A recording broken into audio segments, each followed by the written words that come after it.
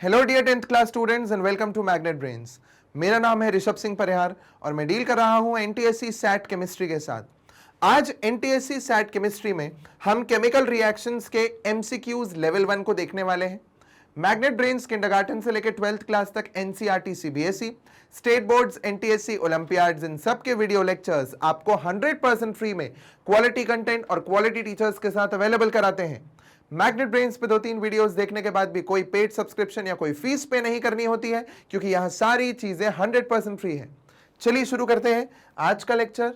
सबसे पहला question, in the following equations Na2CO3 plus XHCl gives 2NaCl plus CO2 plus H2O। यहां the value of x is, हमें यह बताना है कि यहां पे भाई वैल्यू क्या होगी x की। तो देखिए यहां पे H का नंबर हम देख लेते हैं, दूसरे साइड क्या है। यहां पे कितना दिख रहा है H2, तो मैं यहां पे 2 लगा देता हूं। अब 2H यहां भी हो गया, Cl जो है वो भी यहां पे 2 है, तो इसका मतलब 2Cl भी हो गया। ये 2 जो है वो H के और Cl के दोनों के ऊपर लागू होगा, है ना। सो आंसर हमारा क्या हो गया, 2। चेक करते हैं, correct. The equation Cu plus XHNO3 gives CuNO3 plus YNO2 plus 2H2O. The value of X and Y are, X और Y की वैल्यू यहां पे क्या है। चलिए ये देखते हैं कि सबसे पहले हमें क्या दिया हुआ है यहाँ पे XHNO3। तो पहली चीज तो ये यहाँ पे 2 है ना, कंसिडर हेयर एज 2, ये consider this as 2। So CuNO3 whole twice, यहाँ पे 2 टाइम्स है NO3, सो 2 3 6 ऑक्सीजन है, और यहां पे अभी 2 ऑक्सीजन और है, मतलब टोटल 8 ऑक्सीजन है ना। तो वहां पे हम क्या करें, हम यहां पे लगा देते हैं 4, ठीक है, और टोटल 9 है, बल्कि एक यहां पे भी है, ठीक है, यहां 9 है, हम यहां 4 लगा देते हैं। तो कितना हो गया, 4 3 12 है ना, 3 2 6 7 8 9 है फिलहाल के लिए, ठीक है। अगर मैं यहां पे, यहां 2 ये है और 4 ये है, मैं यहां एक 2 लगा देता हूं। सो 2 2 4, 3 2 6 7 8 9 10 11 12, तो 12 हो गया। यहां पे देखिए 2 ऑक्सीजन, देखिए 2 ऑक्सीजन, या 2 2 4 ऑक्सीजन, और ये 3 2 6 ऑक्सीजन, टोटल कितने हो गए, 12 ऑक्सीजन हो गए, है ना। सो 12 ऑक्सीजन यहां हुए 4 3 12 ऑक्सीजन यहां हो गए, 4H 2 2 4H, 4N 2N यहां पे और 2N ये, तो 4N यहां पे हो गए, मतलब ये हमारा बैलेंस हो गया। तो 4 and 2 ऑप्शन सी, ठीक है। आगे बढ़ते हैं। In the equation NaOH plus HNO3 gives NaNO3 plus H2O. Nitric acid is acting as, nitric acid यहां किसकी तरह काम कर रहा है, अरे सिंपल सी न्यूट्रलाइजेशन रिएक्शन है। नाइट्रिक एसिड यहां एसिड की तरह काम कर रहा है, वो बेस है, ये एसिड है, सॉल्ट और वाटर बन गया, ठीक है। So option B an acid.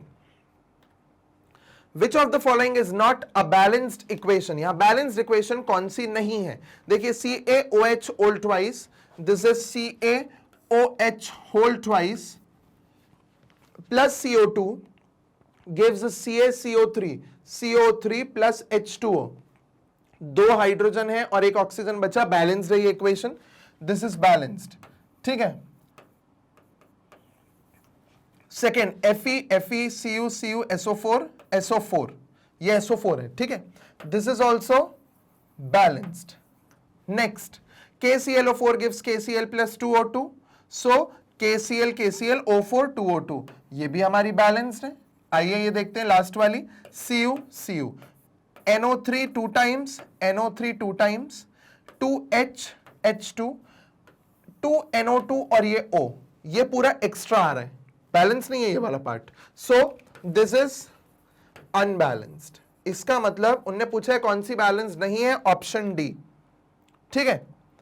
Next combustion of fuel is, combustion of fuel क्या है, जब फ्यूल में आग लगती है ऑक्सीजन के प्रेजेंस में लगती है, so it is oxidation reaction, ठीक है, option C. Next BaCl2 plus H2SO4 gives BaSO4 plus 2HCl। ये BaCl2 plus H2SO4 ये कौन सी इक्वेशन है? अगर आपको अच्छे से याद हो तो देखिए, Ba यहां पे H2 की जगह आ रहा है, H2 इधर लग जा रहा है, तो BaSO4 और HCl बन रहा है, ये डबल डिस्प्लेसमेंट रिएक्शन है। चेक करते हैं, correct. Next, zinc can displace copper from copper sulfate solution because zinc is more reactive than copper। Simple सा क्वेश्चन है ये। ऑप्शन ए,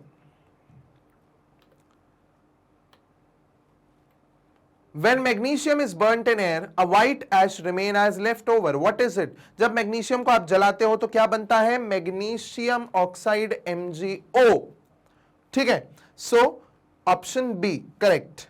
आगे, carbon dioxide react with carbon to form carbon monoxide. This is an example of a carbon dioxide जो है वो carbon के साथ react करके कार्बन मोनोऑक्साइड बनाता है। ठीक है, इसका मतलब CO, और वो भी कैसा? 2CO। सो ये कौन सी रिएक्शन है? कॉम्बिनेशन। कॉम्बिनेशन हो रहा है ना इसमें, simple. So this is a combination reaction. Option C correct. Next, CaCO3 when heated gives CaO plus CO2।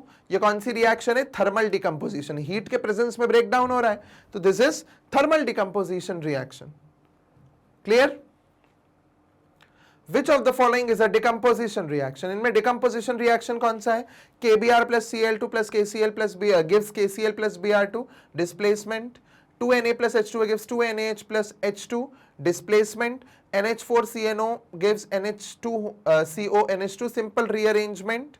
then ZnCO3 gives ZnO plus CO2। decomposition देखो, decomposition हो रहा है, बड़ी चीज टूट के छोटी चीजें बना रही है। सो ये हो गया हमारा decomposition reaction, option D. Next question देखिए, the formula of silver phosphate is. अब सिल्वर फॉस्फेट का फॉर्मूला क्या है भाई? सिल्वर जो है उसकी वैलेंसी होती है 1, फॉस्फेट की होती है 3, तो सीधा सीधा क्रिस क्रॉस करो, Ag3PO4 है ना। सो Ag3PO4 कहां है? Option B. देखिए, बी इज करेक्ट। ठीक। Next, which of the following is example of combination reaction? इनमें कॉम्बिनेशन रिएक्शन का एग्जाम्पल कहां है? देखिए, सबसे सिंपल सा दिख रहा है, H2 plus Cl2 gives 2HCl, जहां हाइड्रोजन और क्लोरीन जुड़ रहे हैं और HCl को बना रहे हैं। So option A is correct. Which of the following reaction is not a decomposition reaction? इनमें से decomposition reaction कौन सा नहीं है? Starch is converted to glucose in our body. हमारी बॉडी में जो स्टार्च है, स्टार्च बड़ा मॉलिक्यूल होता है, वो टूटता है छोटे छोटे टुकड़ों में और ग्लूकोज बनता है हमारी बॉडी में, तो ये तो डिकम्पोजिशन है, क्योंकि बड़ी चीज टूट के छोटी चीज बना रही है। Proteins are digested to amino acid, जहां डाइजेस्टेड वर्ड आ गया वहां डिकम्पोजिशन होना ही है। Magnesium ribbon is burnt in air, ये कॉम्बिनेशन है। मैग्नीशियम को जब आप हवा में जलाते हो तो मैग्नीशियम और ऑक्सीजन मिलके मैग्नीशियम ऑक्साइड बनाते हैं। ठीक है, फिर electricity is passed through water, electricity पानी से पास होती है। इलेक्ट्रिसिटी जब पानी से पास होती है सो H2O टूट के हाइड्रोजन और ऑक्सीजन अलग अलग देता है, यह भी डिकम्पोजिशन है। सो एकमात्र सी है जो डिकम्पोजिशन नहीं है। Okay, next, the reaction between acid and base to form salt and water is an example of double displacement reaction. Double displacement होता है ना, देखिए NaOH प्लस HCl, क्या हो रहा है? यहां से ये टूटेगा, यहां से ये टूटेगा, H इसकी जगह, Na इसकी जगह, और जुड़ गया NaCl प्लस H2O, हो गया double displacement. So option D correct. Which of the following statement is incorrect? इनमें से इनकरेक्ट कौन सा है? चलिए देखते हैं। Metals like Cu, Ag, Au cannot displace hydrogen from acid, ये सही है। ये मेटल्स जो हैं ये हाइड्रोजन को नहीं हटा पाते एसिड्स में से, इसलिए एसिड के साथ रिएक्ट नहीं करते।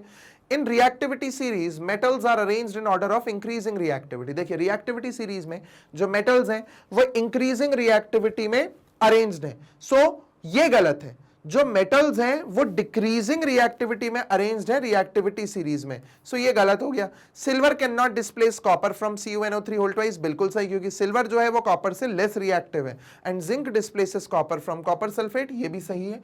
तो हमारा सही आंसर कौन सा है? Option B. रॉन्ग वाला हमको पूछा है ना, इनकरेक्ट, सो ऑप्शन बी। ठीक है, चलिए आगे, in the balanced reaction A Fe2O3 plus B H2O gives C Fe plus D H2O, A B C D respectively are। चलिए देखते हैं यहां पे क्या है, Fe2O3 प्लस डैश H2 और डैश H2। तो यहां तीन ऑक्सीजन है, यहां मुझे ऑक्सीजन को 3 करना है तो मैं 3 लगा देता हूं। जब मैं यहां 3 लगाऊंगा तो 3 2 6 हाइड्रोजन हो जाएगा, तो यहां पे भी 6 करने के लिए मैं 3 लगा देता हूं, तो 3H2 है ना। यहां Fe 2 है तो यहां Fe अकेला है, मैं यहां 2 लगा देता हूं, तो कितना हो गया Fe2O3, ये हो गया 1 3 2 3, so 1 3 2 3, option C is correct. ठीक है, देखिए option C is correct. Next, which of the following reaction are exothermic in nature, इनमें से कौन सी रिएक्शन एक्सोथर्मिक है नेचर में। कंबशन ऑफ कार्बन बिल्कुल एक्सोथर्मिक है। बॉन्ड ब्रेकिंग के टाइम पे एनर्जी अब्सॉर्ब होती है तब बॉन्ड टूटता है, बॉन्ड फॉर्मेशन के टाइम पे एनर्जी रिलीज होती है। So option C, so A और C, both A and C, option D is the correct answer. ठीक है, आगे, which of the following changes is not a physical change, इनमें से कौन सा चेंज फिजिकल चेंज नहीं है। Glowing of filament in bulb physical change, combustion no this is a chemical change, boiling of water physical change, sublimation physical change. तो एकमात्र जो physical change नहीं है वो है कंबशन।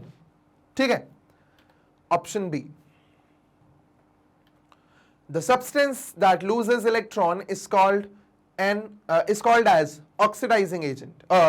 नहीं, एक minute, the substance that loses electron, मतलब अगर कोई सब्सटेंस है वो इलेक्ट्रॉन को लूज कर रहा है, वो इलेक्ट्रॉन को लूज करेगा मतलब दूसरे वाले को रिड्यूस करेगा, रिड्यूसिंग एजेंट।